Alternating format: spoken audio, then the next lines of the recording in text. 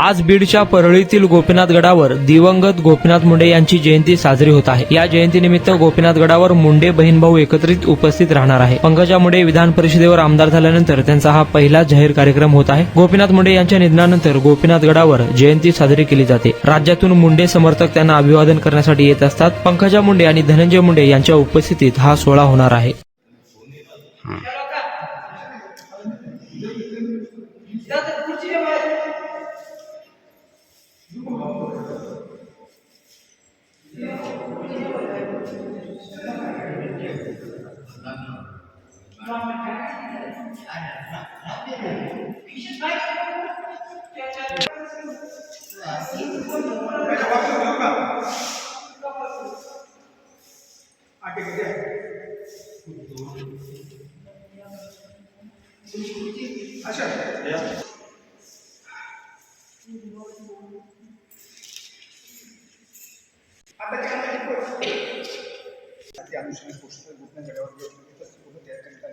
सकाळपासूनच म्हणजे गोपीनाथांचे प्रेम करण्याची भाविक असताना त्यासाठी सकाळपासून दर्शन घ्यायचे।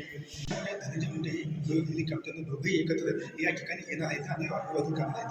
हा पाहिलं तर पंकजा मुंडे काल 2 सोशल मीडियाच्या खंत दाखवण्यास सांगण्यात आली होती की विधान